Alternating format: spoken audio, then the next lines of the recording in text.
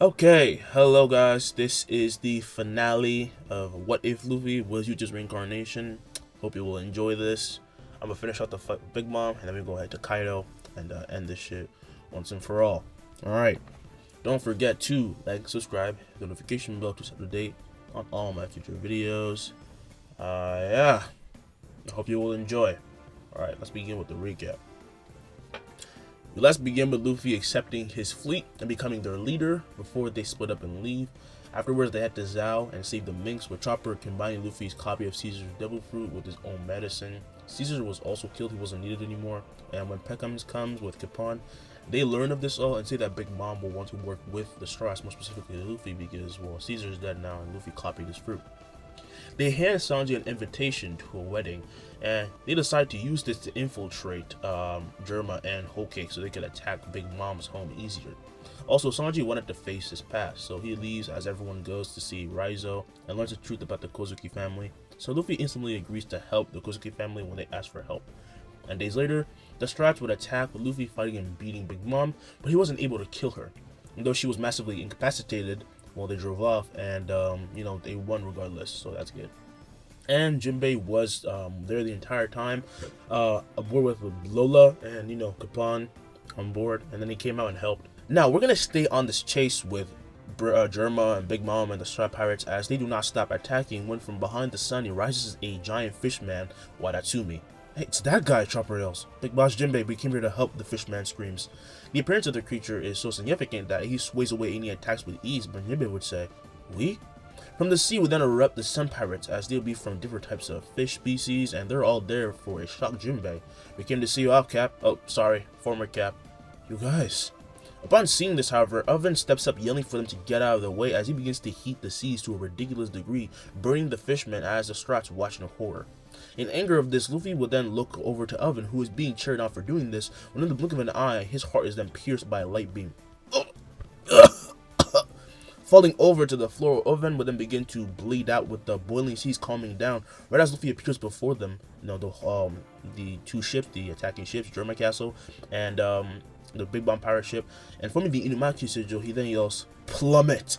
Hit by the pressure of this, they were all sent sinking down with incredible force as they have some of their bones crushed and some are dropped into the sea. And so if you have a devil fruit, yeah, you're basically screwed. "So that's the famous cursed speech," Pedro said. "They all fell down. That's amazing, Luffy," Carrot said. As he flies back, Luffy would then land coughing a bit as the fishman would then thank him, and he clears his throat saying it's no problem. "You came to say goodbye, right? You're as amazing as we've heard. Please take care of Boss Jinbei for us." "We will, but get out of here quickly." "Straw Hat!" As the terrifying voice of Big Mom is heard, they look forward to see her not being much skinnier as she be riding on a clam towards them. "She's still alive? What is that woman?" "You sank my children, Straw Hat. You'll pay for that. Boss Jinbei, go. We'll know." Luffy will then stand saying this as he flies forward, saying, "Get on the Sunny, all of you, now." He shows a much more dead serious look as they all nod, and Luffy will then summon Rika, who gets annoyed. "She's still alive?" "Yeah, you hate her, right?" As she nods, Luffy will then say he does as well. "Lola's on that ship. Her friends are on that ship. So let's do it." Nika would then nod, grabbing her stomach and ripping herself open as she takes out a halberd, a type of spear, and Luffy would then point forward, saying, "This one feels a bit disgusting to use." As the fishmen would board the Sunny, they worry asking if he'll be fine because he looks exhausted. "He'll be fine, it's Luffy, but we're not gonna let him just die here either," Nami said. "Besides, we've never seen him use that one before," said Sanji. From above, we then see Big News Morgan and Stussy with the bird taking many photos as he can, as they'd be on a sort of airplane, I guess you could say, of the One Piece variety. "Get her, Straw Hat," Stussy yells. "Don't yell, you idiot, he can hear you." As she closes her mouth, she's surprised, but Morgan says that his observation hockey is godly. "What are you gonna show me, King of Curses?" Rika would then hand Luffy another weapon, and it will be a dagger, and as the man gets in a stance, Big Mom calls Prometheus to her hand and calls a new cloud by the name of Hera. "I'm here, Mama," said Hera. "Good, then show me what you can do." Combining the Napoleon with Hera and Prometheus, she creates the giant Gladius blade that would then create a gigantic point of convergence, and with the laugh, Big Mom would then fire a gigantic attack, which would then blast back a bunch of recoil, knocking her back as she yells, "Master Ho!" As this nears Luffy, he swings down with the halberd and dagger, and the invisible force will then clash with the energy that was being released, and it will just split in half. Napoleon is then split down the middle perfectly. Even as like thin as he is as a blade, he is split right down the middle, as well as Prometheus, Hera, who become terrified. The attacks are then shredded a second time, third time, 10th, over 10 times before being blown away to nothing. Cleave and dismantle. Big Mom feels something approach her at this moment, and she then dodges to the side, and the sea behind her is split by a massive shockwave, showing the bare ground that reaches and splits her giant ships, and she's completely baffled, as is Luffy's crew. In a split second, Luffy would then appear before Big Mom, pointing the dagger to her forehead. Cleave. With these words, he splits the woman into thin shreds as she screams in pain and is lit ablaze. Dropping her broken homie, she sinks to the sea, and the rain begins to pour and pour, and yet, even though that's happening and she's sinking to the sea, those flames are not put out. He killed her, Stussy thought. What was that curse?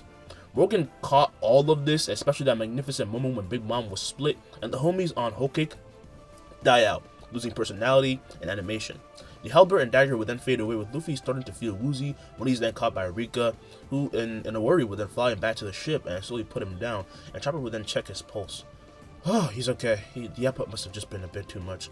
They all give a big sigh, with Sanji then snapping and creating a shikigami that would feed him a rice ball. It seeps into his body and it is then revitalized. And at that moment, Lola would then run out with her baby in hand and with Capon Beige accompanying her. Luffy, is he gonna be fine? She asked. It's him, honey. He'll be fine. Right? Capon asked. Yeah, he's okay. He just needs a bit of rest. After all, he did just kill Big Mom, Chopper said, but he would have a little smirk. And Lola is shocked and just happy because, well, first off, Lin wasn't exactly Mother of the Year. No, she sucks. Like, badly, she sucks. And now she felt happy that her son would never have to come in contact with her. Lola! Hearing her voice being called, she looks to the island and sees a man with tears in his eyes waving goodbye. Be safe, okay? Who is that guy? Lola said. Isn't that your dad or something? What? No. You look pretty alike to me. A surprisingly nervous Capon is shocked to be meeting his father-in-law in such a way, but Lola would then yell that that's not her father. Fine, but it wouldn't hurt to go find out later, Oni said. Hey, can you drop us off, Jinbei? Capon asked, and the fishman says sure, with Jinbei then saying, I presume we're heading to Wano next, so I'll leave you guys off somewhere safe as well. Man, boss, you've gotten kind of soft, haven't you? You sound kind of nice. It's weird. Jinbei would then laugh, saying that he doesn't know what they're talking about, and while Rika hovers over Luffy, kind of worried, she would then see him smiling, which makes her smile. We will fade to black. Now, Jinbei has officially joined the crew, and as they drop off his men and Capon, he would meet back with his own ship, and his men are quite literally in the castle interior of himself, so it's fine. We will then cut to a base at Wano in the forest where the Kozuki once lived, in the mansion they also once lived, and we saw the Whitebeard pirates walking about, bringing in more people that they had rescued from the clutches of poverty brought on by Kaido. This could include signs of curry or other ones that were just like, ruined. Okay, this way please, Tama said, with her then pointing to where they should go, get the food that they need, and men and women and kids bow while heading over. And a party was actually going on, and all those who entered were mesmerized at what they essentially saw and called paradise. Don't be afraid, grab what you want, Ace said.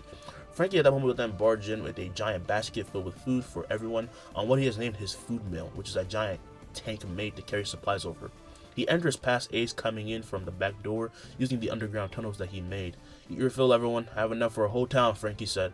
As he gets off his machine, it slowly takes down the basket with those of curry and just everywhere gathering around to get their portions, feeding each other, their young ones, as well as their elderly first. Frankie would then walk to Marco, and he's healing some new patients with the help of their crew nurses. And Frankie would ask, where does Zoro go? Wait for it, Marco said, with a massive quake then occurring as Frankie realizes what's going on, but this has happened a lot since he's been gone, to the point where people just got used to it. I had to reinforce this place, Frankie said, but then raising his hands to the sky, and his eyes would then start to see through the structure of the mansion. Then that begins to break and reconstruct everything, leaving those amazed. It was as if the base the castle was alive. Don't worry, the changes will be applied quickly, Robin said. Just carry on. Yeah, just super leave it to me. With crossed arms though, Juzo commented that this power breaks even more rules than Pops. We will now go to the back of the Kozuki mansion as we see Zoro surrounded by beaten scabbards and Momonosuke and swordsmen of the Whitebeard, as well as Hyogoro and his samurai. This guy's impossible. I didn't think we had to fight someone with conqueror's haki. Tengu watched on in amazement as Zoro naturally used Enma that he had only gotten today with perfect control, and looking at his arm, Zoro forcibly stopped the sword from stealing any haki as it just tried to. Nice. Come on, you're not done yet, are you? Momonosuke would then stand thrusting as he extended Shinso, which Zoro blocked without moving, and retracting the blade. Momo would then swing again, retracting and extending it at incredible speed over and over. We're both restricted, so I will not lose easily. Lord Momonosuke still fighting. We cannot stay down, said Hyogoro. With a nod, the scabbards and samurai rise, with Vista of the Whitebeard crew saying, I'm not going down without fighting. Taking his third sword and putting it in his mouth, Zoro then held the other in his hand, with them then getting serious, and they all prepare to attack again because they know this is his serious form when the voice of Usopp isn't heard. Looking up, they see him land before Zoro as he then stands straight, saying, The rest of the guys are here. Hearing this, Zoro puts away his blades with Momo brightening up. Luffy Dono's here. Inside the castle, as Luffy makes his entrance, Ace would then come and give him a big hug, saying, I heard you took down Big Mom, huh? You trying to outdo me? Oh, like I could ever do that. Sarcasm is unbecoming of you, Ace said. Good to see you again, Straw Hat, Marco said. Luffy would then bow as he sees his crew, Robin, running over, seeing that he looks a bit tired, and he responds with a look of annoyance. She wouldn't stop getting back up. She's insane. Oh my god, I'm glad I finished that.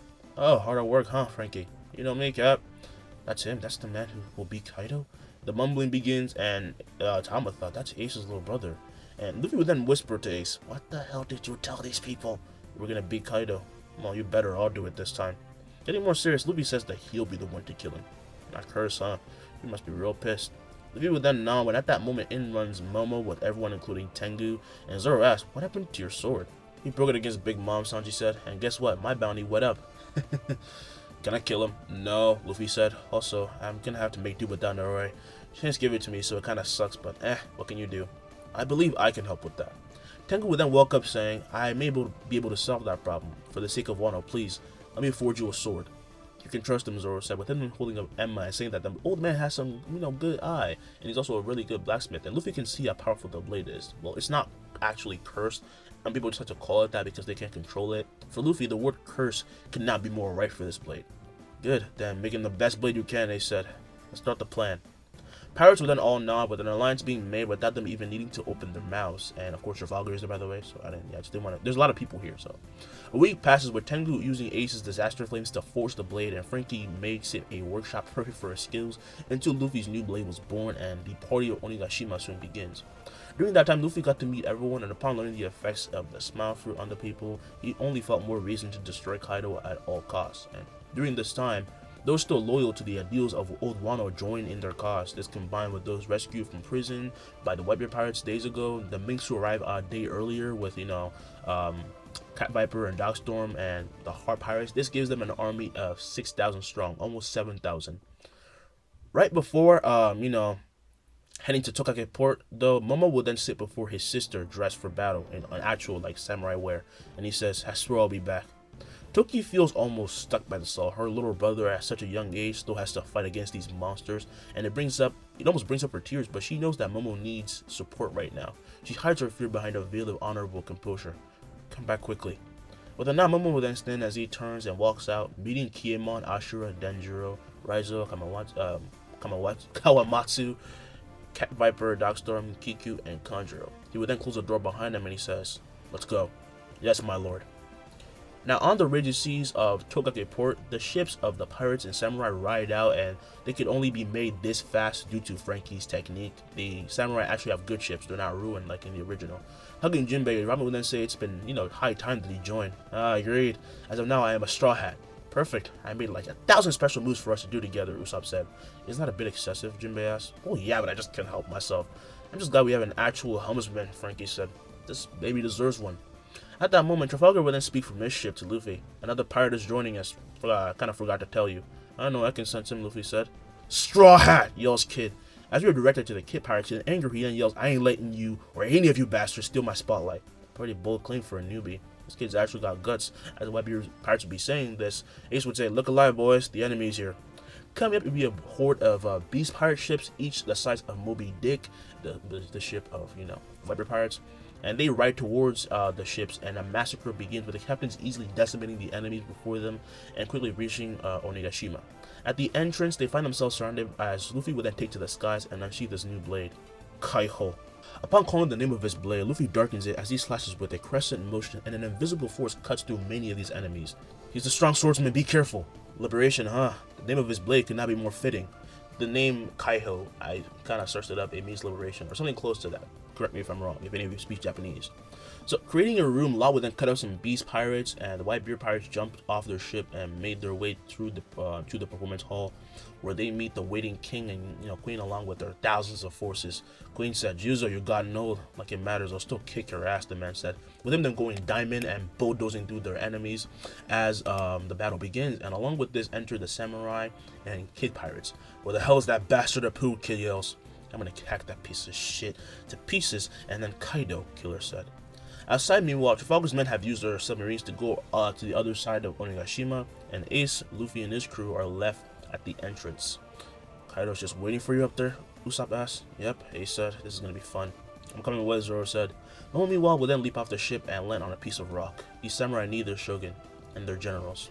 Leaping to him, the scabbards took a good look at the Strats and Ace, saying that they leave this in their hands, and this gives them a reassurance that they have a go for it. And the pirates give them reassuring nods.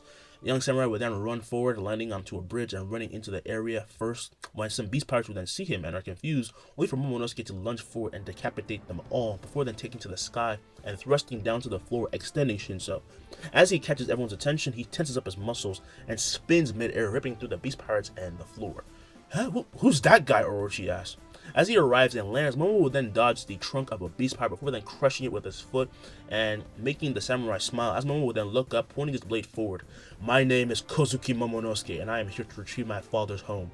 Upon hearing this, the beast pirates are less shocked that this kid is actually a kid and is so powerful, and as the scabbards arrive and announce themselves, that's even more amazing, but Kimon will then say, "Where did Kanjuro go?" "They must have already started on the action," Ashura said. "We should as well." "That weapon, isn't that usually used by cat burglar Nami? How the hell can some kid be that strong? And I thought they were all dead." "Eh? What? That's impossible. He can't be that kid," Orochi yells. "Everyone, let's finish these bastards for Lord Momonosuke." "Yeah!" Upon agreeing to this, King would then say, "Capture that child alive."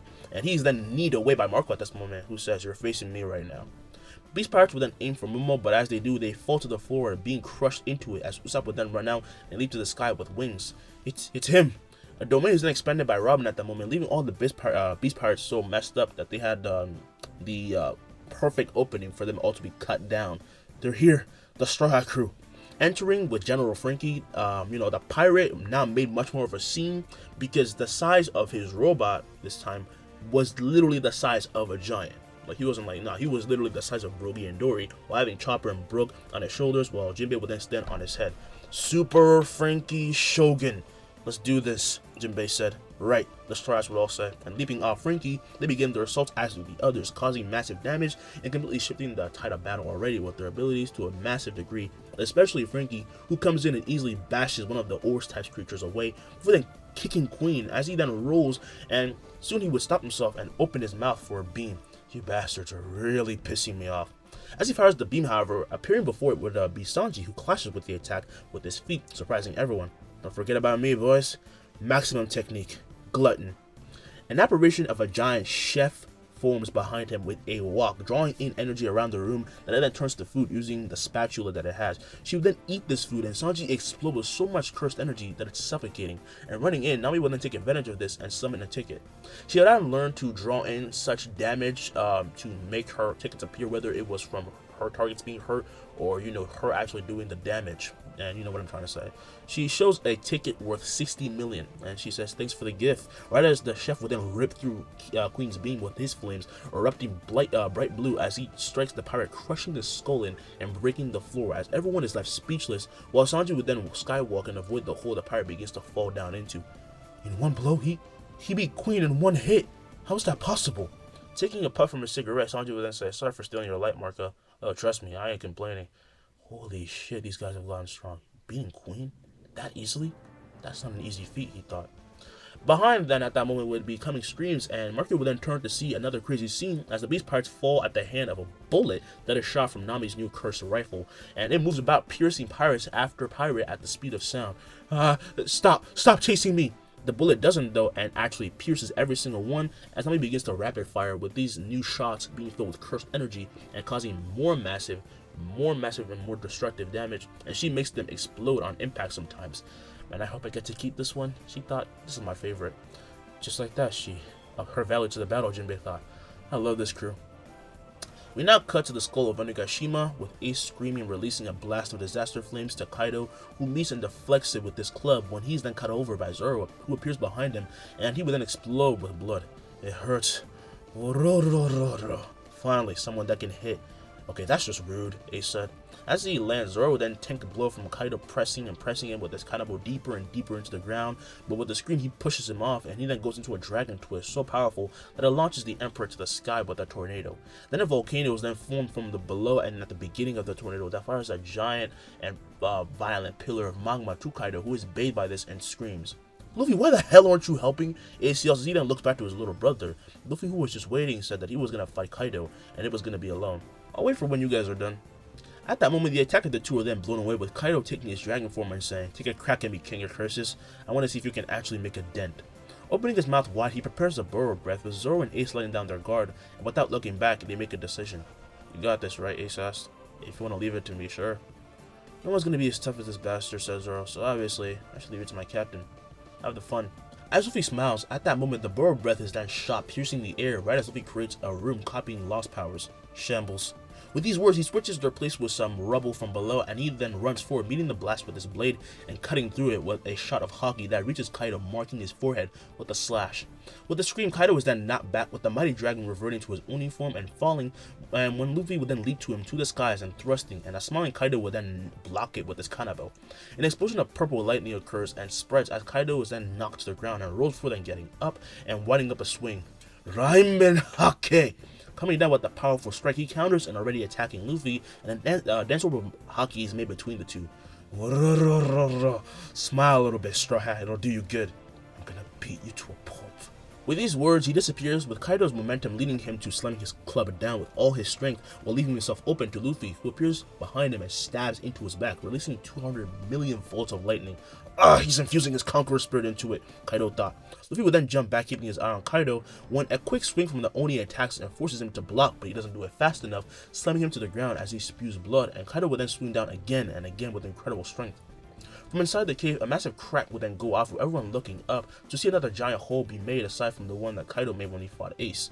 "I wonder what's going on up there," Kiku said. "It's fine," Momo said. "Luffy's okay, keep fighting."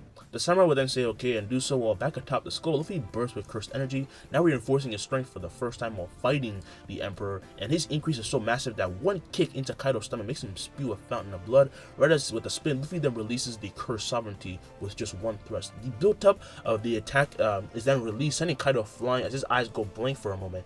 That boy, he's gotten much. Appearing above him, Luffy would then summon a punch into his face, sending him crashing through the skull and allowing all the base pirates to come and see this, gigantic leader of theirs be just, messed up. And meanwhile, Luffy's allies were now just smiling like, yeah, you got your ass, but you got what you deserved. And a loud clap is then heard, with Luffy then appearing in the place of Kaido as he stops himself with flight before then yelling, "Get crushed!" Kaido is up above when he's then squashed by an invisible force, and Luffy will then fly to him and swing down. "That's enough!" As Kaido yells this, he's then blown back as Kaido regains his figure, and he will then... Nope, I'm not doing that. Nope. Appearing above him, Luffy would then summon a punch into his face, sending him crashing through the skull, and all the beast pirates become wide-eyed upon seeing this. Meanwhile, Luffy's allies show a huge smile, and a loud clap is then heard, with Luffy appearing in the place of Kaido in an instant. He then stops himself with flight before then yelling, "Get crushed!" Kaido up above is then squashed by an invisible force, and Luffy would then fly to him, swinging down. "That's enough!" As he yells this, Kaido would then blow him back, and he regains his own figure as he then gets up, and Luffy would then get up after crashing, and he sees Kaido crash as well and be enveloped by dust. "Alright, I made it, Straw Hat. You're strong. Your hockey's amazing. I can say the same thing about you, but you must think this is my limit." Blowing away the smoke and the dust, Kaido would then show his man beast form as he expands the dome of his hockey. He releases that shockwave, and Luffy does the same, with them clashing and sending out a storm of black lightning down below through the hole. Stepping atop a beaten King at this moment, Zoro would then say, "Yep, boring. I'd rather be up there." Whoa, he beat King? Jumping down from his body, Zoro would then ask what they're crowing about. Save it for when Luffy beats Kaido. Exploding with the Conqueror Spirit, he hits many beast pirates who fall over, foaming at the mouth.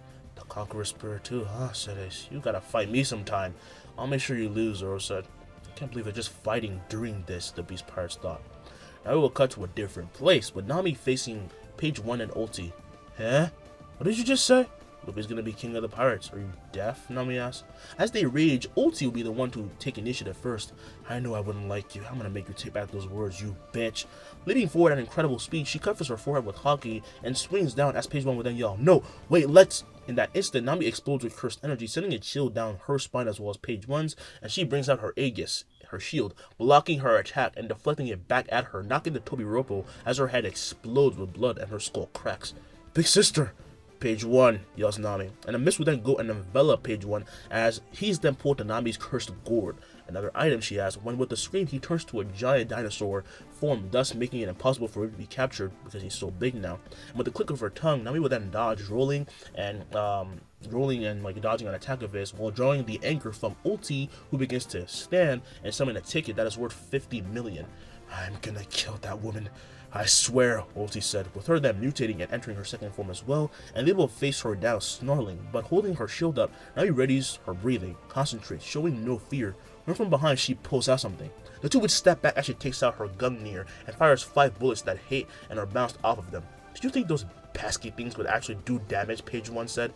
Stepping forward, Ulti will then say, "Take back what you said before, or I crush your skull in." "You guys are really annoying," Nami said, with the bullets then coming back around and now not only being filled with cursed energy, but with Haki, piercing their hearts from behind and detonating inside them at Nami's command. As their eyes lose life, the two begin to fall. "We lost to this woman. She doesn't even fight up front," thought Page 1. "Luffy will be king of the pirates. You freaking bitch." Using her anchor that's been, taken from the person, Nami will then summon another ticket. "Ooh, 60 million. Thanks for the investment." With regret, they both die, bleeding out, with some beast pirates then coming over at the moment and being shocked at the scene. She defeated them both? How?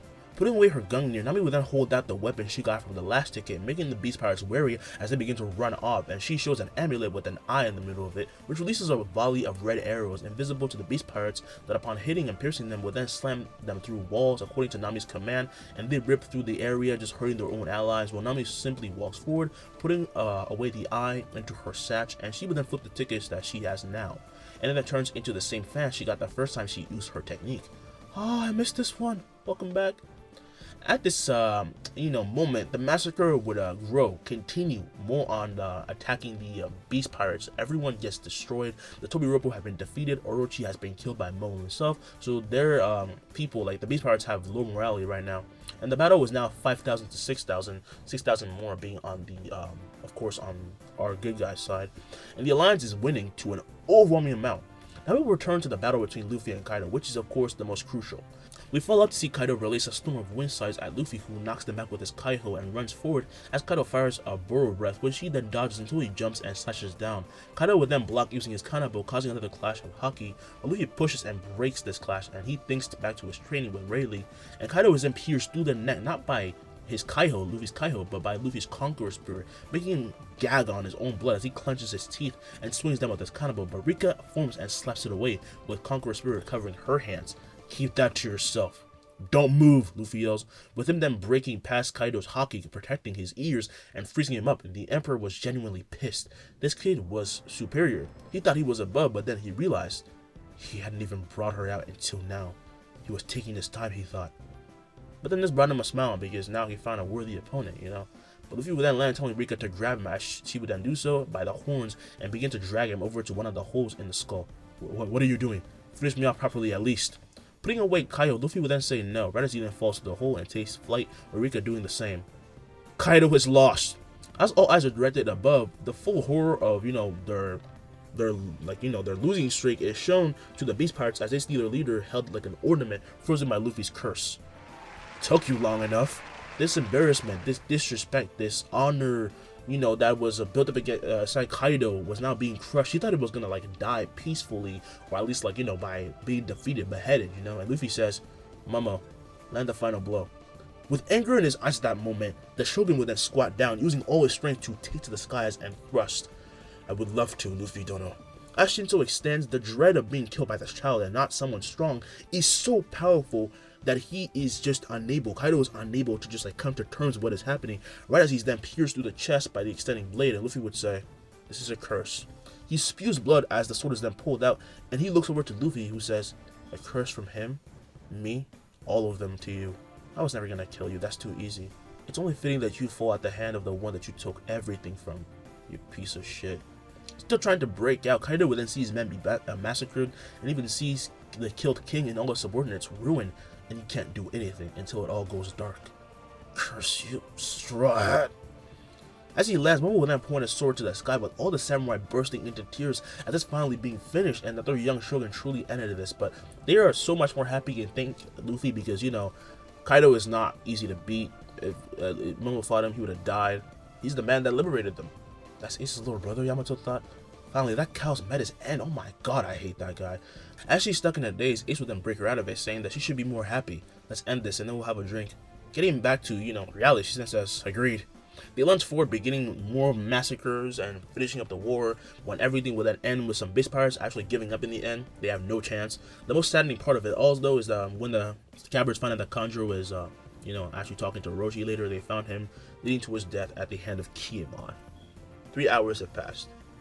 At the Flower Capital, a festival was in action. Everyone was taking in as much as they could, since this was the one day they got to truly enjoy themselves, but slowly many of them begin to notice something. Is that Kaido? It's a dragon, run! The warrior citizens run off down the street, clearing way and trying to get away from the main castle when they hear a powerful voice telling them to stop. Turning back, they are swept up in a dust cloud as they slowly will then clear, and from it walk out the Scabbards with their mere appearance, leaving everyone at a loss for words. We see things? This is like a dream. As the dragon descends, they quickly notice that it's all black and not like Kaido at all, and Kiemon would then say, Kaido has fallen. These words stunt the people who know that they have, they're just kind of confused, like, this is happening way too fast. They let the other towns know as well. The other citizens use their light scrolls, which are essentially monitors that look very old-fashioned, but this allows them to see what's going on in the capital, including those at the Kozuki mansion. And the dragon would then take the form of Luffy, who dusts himself off and points behind to the dust that is still gathering up, and he says, make way for Toki and Momonosuke Kozuki. As he says this, everyone gasps, with an adult Momo then making his way forward with his sister, bringing his citizens to tears as he raises his blade. Without the help of our friend, none of this would have been possible. Ironically enough, it took pirates to free us from pirates. So that bastard Orochi's gone? We're finally free. We can turn this kingdom to the wonderful kingdom that it once was. We will make sure to carry on the wishes of those of our fallen brethren, said Momo. This name given to me by my father, it means invincible. Under my rule, Wano would enter a new golden age, so I would implore and ask for your strength. Exploding with happiness, all of Wano said they've been waiting for him, and they cry a river that day. And Momo would say, oh, okay, thanks for the ride, Luffy. Don't worry about it. Have fun. With a turn, he disappears into a streak of lightning, with the Wano citizens wondering what that guy is. He can turn into a dragon, he can teleport. Yeah, but he helped them, so that's good. Embarking on his new journey, Momo will then walk towards the castle with his family, and we will fade to black. Hours later into the night, a new festival had begun, as we see Luffy, Chopper, and Yamato running through the town, eating their hearts out and rallying everyone. In the streets of the capital will be the Strat, either chilling or joining in, as Brook would be letting off his music, just fly, and taking to the skies. Luffy would then say, everyone, Mink, Samurai, Pirate, we earned this. Say it, man. 1, 2, 3, Kampai. They all say this and join in on the toast, with Frankie shooting up fireworks that take the shape of clouds in an amazing display. Kiemon just goes and sits down with his wife, He deserves that. Kama enjoys her time with her beast friends, the other pirates that she brought over to her side, and it's just all around fun. Time skip. One step back, pull, and strike. A young man would then throw a punch, extending his arm at the speed of sound, causing a sonic boom as the recoil would then push him to the ground, and looking up he saw his father. You're getting better, Luffy said, as he then grabbed and held him up, walking back to their home on an island. Dad, won't you ever go out to sea anymore? Joy asked. If I did, then you wouldn't have much of a chance, The pouting boy then says that he's even stronger, and he'll be even stronger than Luffy, and Luffy would then say that he hopes so, and they entered their home to see Boa laying down some food. You guys finished your training? As Luffy lets down Joey, he then runs to the table and starts eating, saying that he was awesome, and Luffy came and gave a kiss to Boa before then sitting down with her, and he then said, oh, your uncles and aunts are visiting today. Oh, I get to see everyone? As he asked this, the door is then knocked on, and Rika would then inform opening it and showing the Straw Hat crew. What have you done? Boa asked. Oh, yeah, everyone wanted to come today, Zoro said. The two parents can sense the people that are outside aside from them. Barging in at that moment will then come Bartolome, who crashes to the floor saying, "Luffy senpai, you have a wonderful home here." Luffy is surprised to see Barto and walks and helps him up as Boa would then hold up Joy in her arms and would make a way to see the Straw Hat fleet, not just the Straw Hats. They were all here. "Nice to meet you, Captain. It's been a while, huh?" Boa would then see Joy be wide-eyed and completely amazed as she then said, "Oh yeah, we never told you about this." "Of course you didn't. Is that awesome?" As he said this, there was a long silence in the air with everyone turning to look at Luffy. "What? Boss, did you not tell your own kid? That's just wrong. Don't be embarrassed. Show it to him." And embarrassed Luffy would then say that he was going to show him after he left the island, but noticed everyone wanted to show him something amazing, including Boa, who said, "You look really cool." With the blush, Luffy would then say fine, and Rika would then fly to him, and opening herself up, she lets his Kaiho fall, and he walks to the sea and begins to emanate this pressure the son of 10 years had never felt before. As everyone makes way, Joy will then see something that he never thought his sweet but strong dad would never do. Luffy raised his Kohai. Luffy raised him while never showing his full power or anything. He was just a strong guy, but he never even taught him cursed energy. He said that Rika was just like an anomaly, you know, she was just like a friend. But pulling back his arm with one hand, he swings up and says, "Curse sovereignty." With a turn, he faces everyone again, sheathing his blade, as a delayed cut would completely split the sea for miles on end, showing the bare bottom of it, as Joey's eyes would be gleaming with shock. "Whew, I guess I've gotten rusty," Luffy said. It's been a while, but that was still awesome, Captain. Yeah, it's good to see you like this." Luffy would then give the sword back to Rika, who said that he looked awesome, and Luffy would then say that, you know, it's nothing, I really did get rusty. And he's then sworn by his friends, who just wanted to say hi. It had been a year since Luffy stopped going to the seas. And Boa asks, "Remember when I told you I knew the king of pirates?" As Joy nods in the days, Boa would then say that his father was and has been the king for years. Meaning, we're probably gonna have to move. Huh? That is so cool. Why didn't you tell me about this? Hey, don't forget about us.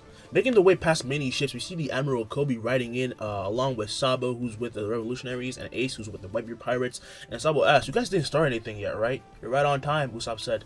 Flying over, Ace would then carry Sabo while Kobe arrives with Skywalk, and the siblings would say hi to everyone before then being showed their new nephew, who is still in a daze. "See, this is why you should be more honest," Ace said. "Yeah, I know. I just want him to be a little bit normal." "In what sense? He has the blood of YouTube monsters." "Kid, your mom used to be a warlord. She was pretty..." They would then stop, seeing the death glare from Boa, who was then told by Joy that that's even more amazing, making her happy, and she's surprised that he likes it. She thought that he would never like it, seeing, you know, her mom being a brute. And Brooke would say, "Yo, shall we get this started? Let's do it." Joy is then led down and runs ahead, as Boa would then walk to and join in, grabbing Luffy's hand, and she said, "You know what this means, right?" "Yeah, we'll have to quadruple his training. Maybe quintuple," she said. "Kid, you were in for a lot of trouble till Stardust thought." Years ago, as Luffy became the king, he later went on to attack Marijois with his fleet, thus making history and dismantling the Celestials.